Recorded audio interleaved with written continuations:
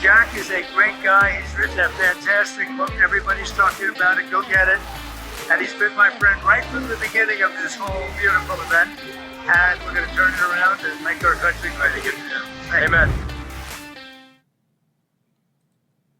All right, Jack Posobiec, we are back live. We're here in Phoenix, Arizona. I want to say thank you to the Real America's Voice team for everything that they've done to support all of these operations, also to the local team here on the Charlie Kirk Show, the Turning Point staff. Just, I keep saying it, but I really do feel it. I'm not being facetious. It's incredible to see people work under absolutely impossible conditions, and they keep doing it, and they do it well. They do it very well. Someone who had to do this in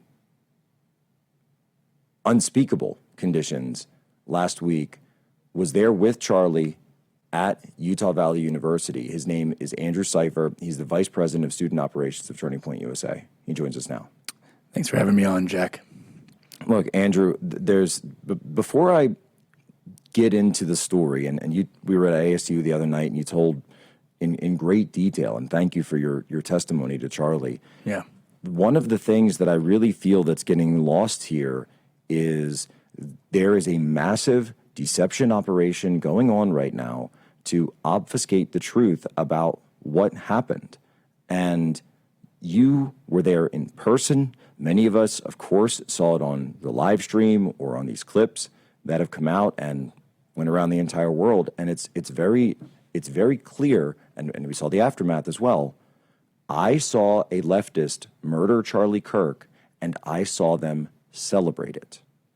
I saw a leftist murder Charlie Kirk, and I saw them celebrate it. Andrew, you were there. You were physically there. You were literally in the line of fire. What was that like? You know, it was a roller coaster of emotion, extreme emotions. What people don't realize is minutes prior to him being shot, it was arguably the loudest entrance I've ever witnessed for Charlie Kirk at an outdoor event. We were at the bottom of a bowl with 5,000 students around us, thrilled, ecstatic, yelling, screaming. Charlie asked for Thunderstruck to come on, and there was an AV technicality, and Thunderstruck did not come on. But you did not need the entrance music for it to be, because it was so loud, no one would even been able to hear the music. That's how loud it was. That man was so thrilled, so excited to be back on campus. It's all he could talk about all summer long. When does school start, Andrew? When does school start? When do I get back on? When's our first event? He had a countdown. And when that pop happened, it sounded so close, so real. Because when you're at the bottom of a bowl, the sound reverberates. It echoes. It echoes. And it sounded like it was right in front of Charlie. And as I scanned the crowd left to right, because I was 10 feet to his left, the last person I looked at to my right was Charlie. Head back, squirting like a fountain out of his neck.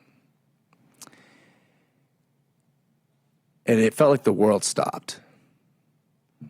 That crowd went quiet. No one ran, no one yelled. It was quiet.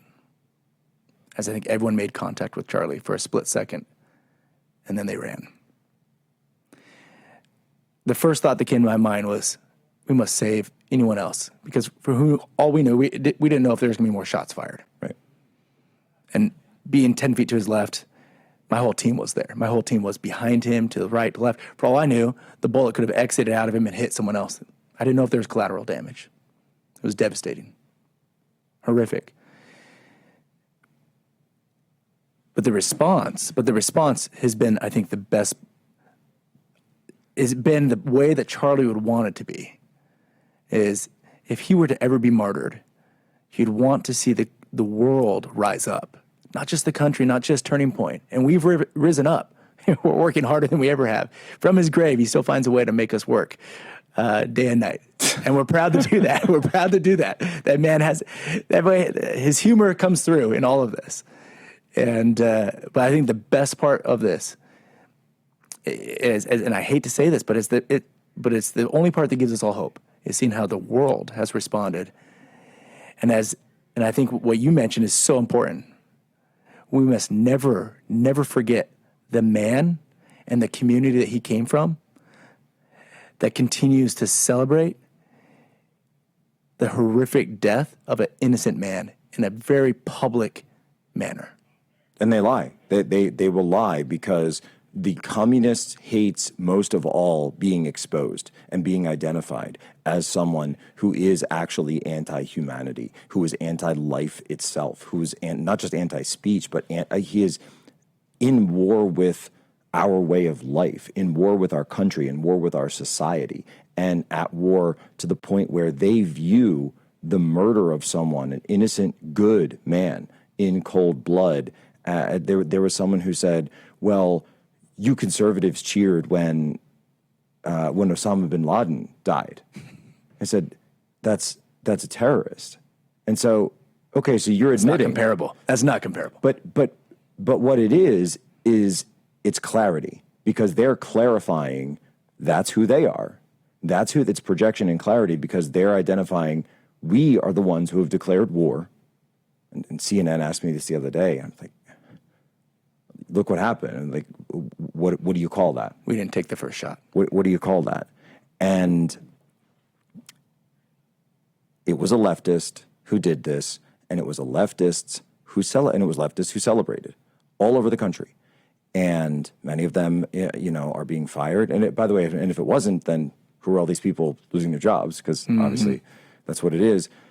When I do want to ask, when you were there, when you saw Charlie, did you know right away? Did it look like there was a chance? That was the hardest part. Was I have a hunting background. Right. I know what a kill shot looks like. Okay. I knew instantaneously he was gone. Instantaneously. And having been the bearer of that news to everyone in our organization internally, those that needed to know immediately, so many people said, Andrew, you're in denial. You just went through trauma. We get it. Like, is there hope? And you never want to be the bearer of bad news. You always want to believe there's a miracle, right? There's a God. He exists. Everything happens for a reason. And you want to believe that there's miracles. But you don't, biologically, there's no way that anyone can come back from that type of shot. And I knew. And I had to tell everyone, there's no hope. He's gone. And so when the notification came out saying, oh, we found a pulse, we found, right, he's in critical condition, but he's still alive. I wanted to believe it, but I knew. And I knew, and I already had told the world that he was dead. Do you think he even felt anything? Oh, not a chance. Not a chance. He woke up to, I think he went from answering that student to all of a sudden being in front of God. Yeah. Instantaneously. I think right there. Split second, he's like, whoo, what happened? Where am I? I think with perfect clarity, looking down in that scenario, seeing us all mourn his death. And looking down from above, and also just that mischievous smile that he always found a way to smile in the hardest times. He always found a way. He had a little twist on something, or a little take on something. It was that mischievous smile that kept us in the darkest of times, the hardest of times, say, all right, we'll keep going. We only have a minute left. Andrew, are we going to be able to handle, is Turning Point going to be able to handle all the signups? I know you're dealing with that as well as dealing with the grief. Yes or no? Are we going to be able to do this? It's a great problem to have. The fact that we are overwhelmed, drowning in the amount of student interest is everything that he would want. Whether my team is equipped to handle them out or not, we're going to level up. We're going to grow. We're going to get to every student. And we promise you that. Every student, we will find you. We'll talk to you. We're going to get you involved. No different than what Charlie would want. Amen to that.